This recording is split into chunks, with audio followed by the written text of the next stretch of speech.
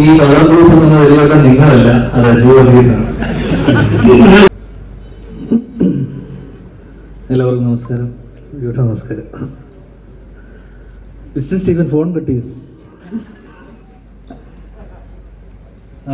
ആദ്യം തന്നെ എൻ്റെ ഏറ്റവും പ്രിയപ്പെട്ട മാധ്യമ സുഹൃത്തുക്കൾക്ക് സ്വാഗതം.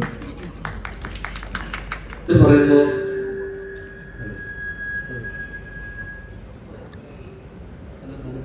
ഹലോ, ഈ സിനിമയെ കുറിച്ച് പറയുമ്പോൾ എനിക്ക് ഏറ്റവും പ്രിയപ്പെട്ട രണ്ടാൾക്കാരാണ് രാഹുലും നീതുവും. രാഹുലാണ് ഇതിൻ്റെ സംവിധായകൻ, നീതു ഇതിൻ്റെ റൈറ്ററാണ്, കുറേ ഇതിനെ ലീഡ് ചെയ്യുന്നത്. അപ്പോൾ നവിയിലേക്ക് വരാം. അതൊക്കെ ഒരു മൊമെൻ്റാണ് എൻ്റെ ജീവിതത്തിൽ.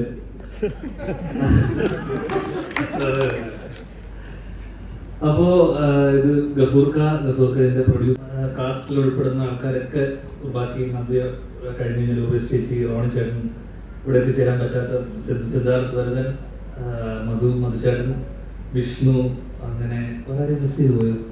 ഇല്ല, ഇത്രയും ആൾക്കാർ അത്യാവശ്യം തിരക്കുകളില്ലാത്തൊരു കാസ്റ്റ് ക്രൂ ആണ്. ടെക്നീഷ്യന്മാരൊക്കെ എനിക്ക് പരിചയം, കുറച്ച് പേര് ക്യാമറമാനൊക്കെ ചെന്നൈയിൽ നിന്നല്ലേ, ആണ് എൻ്റെ മ്യൂസിക്. അപ്പോൾ എന്തായാലും തിരക്കേടില്ലാത്തൊരു സിനിമയായിരിക്കും എന്ന് വിചാരിക്കുന്നു. എടുത്തു പറയേണ്ട കുറച്ച് ആൾക്കാരുണ്ട്, ഈ നമ്മൾ ക്ഷണിച്ചിട്ട് വന്ന കുറച്ച് ആൾക്കാരുണ്ട്. അതിൽ അവരോടുള്ള നന്ദി പറച്ചിലാണ് ഇനി അടുത്തുള്ളത്. അതിൽ പ്രധാനമായിട്ട് പറയാനുള്ളത്, കഴിഞ്ഞ ദിവസം ഒരു സിനിമ കാണാനിടയുണ്ടായി. ആ സിനിമയിൽ എനിക്ക് പരിചയമില്ലാത്തതും എനിക്കറിയാത്തതുമായിട്ടുള്ള പല കാര്യങ്ങളും ആ സിനിമയിലൂടെ പഠിക്കാൻ പറ്റി, അറിയാൻ പറ്റി. എൻ്റെ ദുഃഖത്തിലും സന്തോഷത്തിലൊക്കെ പങ്കുചേർന്ന വർഷങ്ങളായിട്ട് കൂടെയുള്ള ഒരാളാണ്. ആ സിനിമ സ്പാ, അഭിനയിച്ച ആള് മേജർ രവി. എന്നോട് നിർബന്ധിച്ച് കാണാൻ പറഞ്ഞതാണ് കുടുംബത്തോടൊപ്പം. ഞാൻ കുടുംബത്തോടൊപ്പം ഇരുന്ന് ആ പടം കണ്ടു തുടങ്ങി.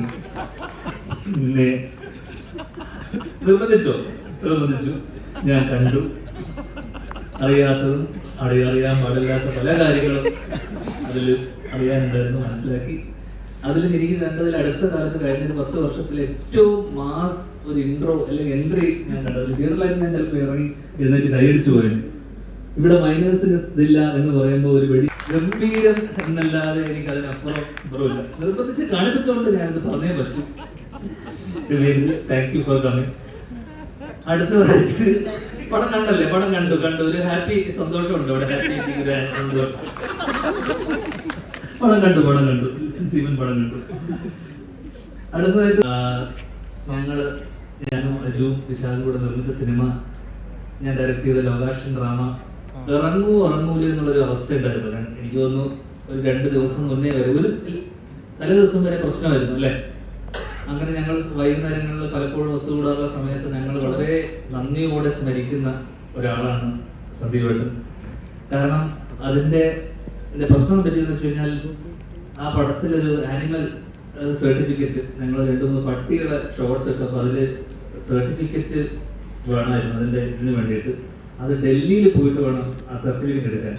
അങ്ങനെ സന്ദീപേട്ടൻ അന്ന് ഇറങ്ങി പുറപ്പെട്ടില്ലായിരുന്നെങ്കിൽ അന്ന് ആ സിനിമ ഇറങ്ങില്ലായിരുന്നു.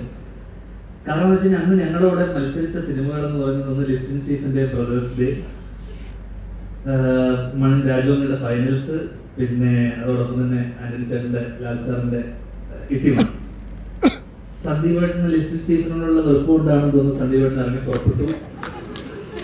എന്താണെന്ന് അറിയില്ല, സന്ദീപേട്ടൻ ഡൽഹിയിലേക്ക് പോകുന്നു, ഞങ്ങൾക്ക് വേണ്ടി സർട്ടിഫിക്കറ്റ് ഒപ്പിച്ചു തരുന്നു. ഒരേ കമ്മിറ്റിയിലുള്ള ഒരേ അസോസിയേഷന്റെ ആൾക്കാർക്കിടയിലുള്ള എന്തോ പ്രശ്നം കൊണ്ടാവും സന്ദീപേട്ടൻ ഞങ്ങൾക്ക് വേണ്ടി അത് ചെയ്തു തന്ന സന്ദീപേട്ടനെ ഈ അവസരത്തിൽ, ഈ വേളയിൽ വളരെ നന്ദിയോടെ സ്മരിക്കുന്നു. അടുത്തതായിട്ട് എടുത്തു പറയേണ്ട ഒരാള് എൻ്റെ മെന്ററും എൻ്റെ ജീവിതത്തിൽ എൻ്റെ ഏറ്റവും പ്രിയപ്പെട്ട എൻ്റെ സുഹൃത്ത്, എൻ്റെ പാർട്ട്ണർ, എൻ്റെ വഴികാട്ടി, നിങ്ങൾ തന്നെ, ഇപ്പോഴത്തെ പവർ ഗ്രൂപ്പിന്റെ തലവനുമായ ശ്രീ അജു വർഗീസ്.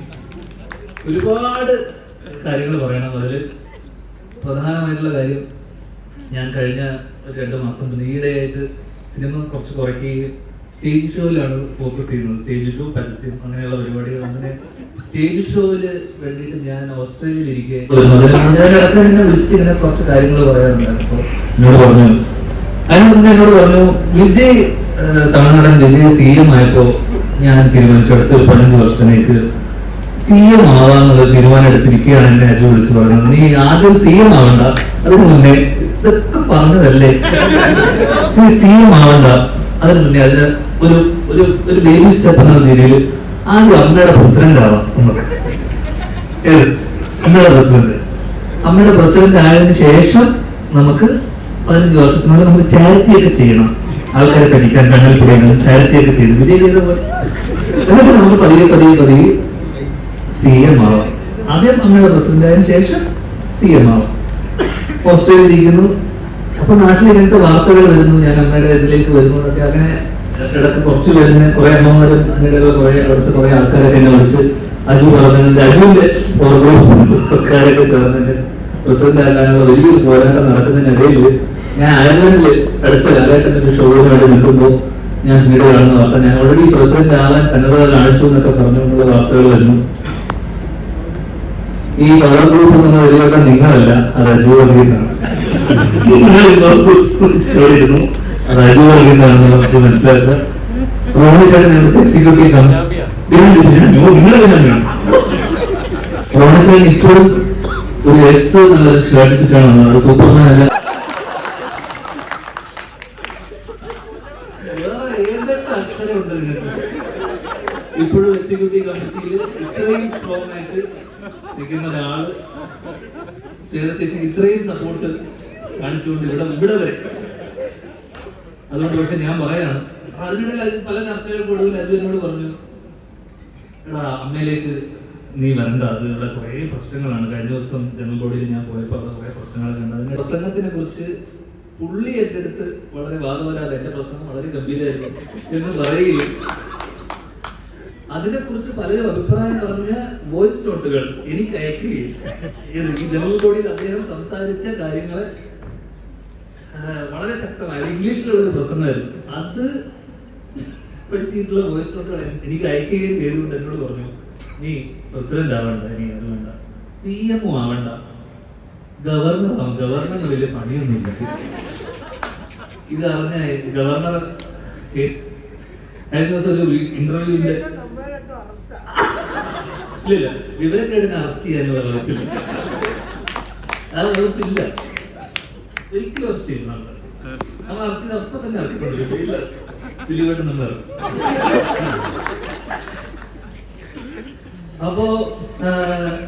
അപ്പൊ ഞാനിപ്പോ ഇവിടെ പറയാൻ വെച്ച സാധനം ഒരിക്കലും അതിനിടയിൽ എന്റെ അമ്മ എന്നോട് പറഞ്ഞു, പോകണമെന്ന് കേട്ടു മോനെ, അത് ഒരിക്കലും പാടില്ല, അച്ഛൻ ഒരിക്കലും ആവാതിരുന്നതിന്റെ കാരണം നമ്മൾ സ്ട്രേറ്റ് ഫോർവേഡ് ആയിട്ടുള്ള ആൾക്കാർക്ക്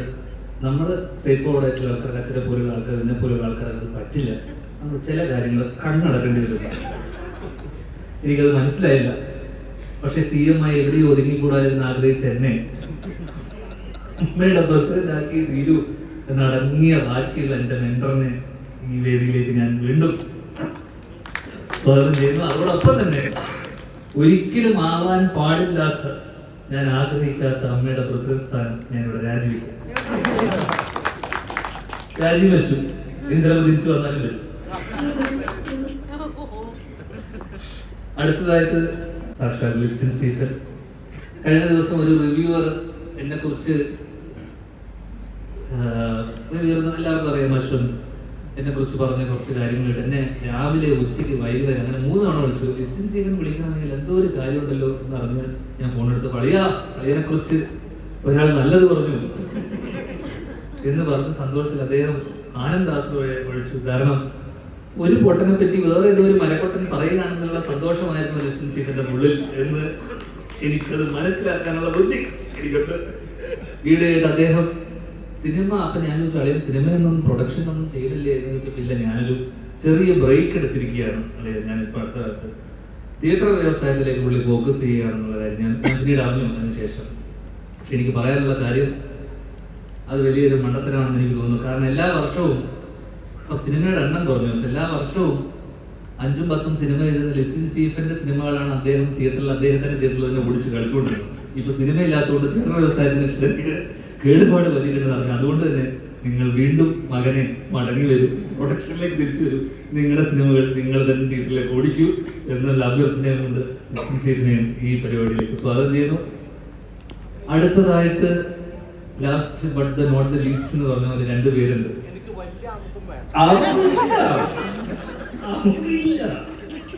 രണ്ടുപേരെ കുറിച്ച് പറഞ്ഞേ പറ്റുള്ളൂ. ദിലീപേട്ടനും നമ്പിയും. അതിൽ പ്രധാനമായിട്ടും ദിലീപേട്ടൻ ഈ ഒന്നുമില്ല, അച്ഛൻ പോയതിനു ശേഷം സ്വാഭാവികമായിട്ടും ഞങ്ങളൊരു കഴിഞ്ഞ വർഷം ആ സിനിമയ്ക്ക് ശേഷം ചിലപ്പോൾ പല പല ബന്ധങ്ങളും സിനിമ കഴിയുന്നതോടുകൂടി അത് പലപ്പോഴും ഇല്ലാതാവും. ആ സിനിമ കഴിഞ്ഞതിന് ശേഷം എനിക്ക് തോന്നുന്നു കഴിഞ്ഞ ഒരു വർഷത്തിനിടയിൽ അച്ഛൻ പോയതിനു ശേഷം ആയിക്കോട്ടെ പലരും വിളിക്കാറുണ്ട്, പലരും ചിലർ കാണണമെന്ന് പറയാറുണ്ട്. പക്ഷേ എല്ലാ മാസത്തിലും അല്ലെങ്കിൽ 2 ആഴ്ച കൂടുമ്പോൾ ദിലീപേട്ടൻ്റെ ഒരു ഫോൺ വിളി ഉണ്ടാവും. എല്ലാം ഓക്കെ അല്ലേ അല്ലേ എന്ന് പറഞ്ഞൊരു ഫോൺ വിളി ഉണ്ടാവും.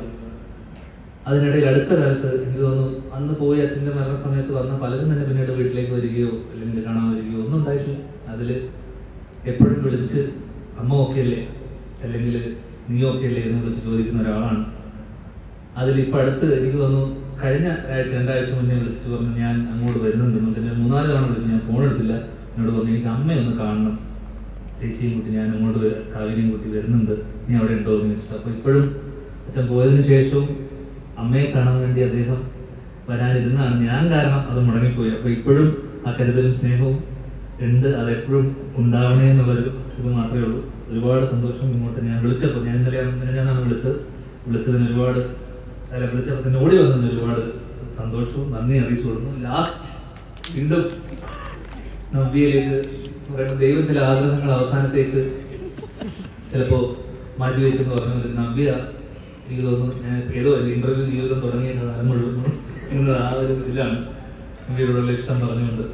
അങ്ങനെ എനിക്ക് തോന്നുന്നു അതിനുശേഷം നവ്യ കല്യാണം കഴിച്ചു. നവ്യക്ക് ഇപ്പോൾ കല്യാണം കഴിക്കാനുള്ള മകനായി എന്നിട്ടാണ് ഞങ്ങൾ അവസാനം ഒരുമിക്കുന്നത്. എന്നാൽ പോലും ഞാൻ പറയുന്നു, ഞാൻ CM ആയി സത്യപ്രതിജ്ഞ ചെയ്യുന്ന ദിവസം സാരി ഉടുത്ത്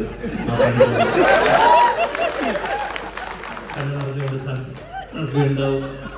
അമ്മയുടെ പ്രസിഡന്റ് ആകുമ്പോഴല്ല CM ആവുന്നുണ്ടാവും, കണ്ണുകൊണ്ട് നമ്പി ഉണ്ടാവുന്നത് എല്ലാവരുടെയും ഇഷ്ടത്തോടെ ഞാൻ നിൽക്കുന്നു.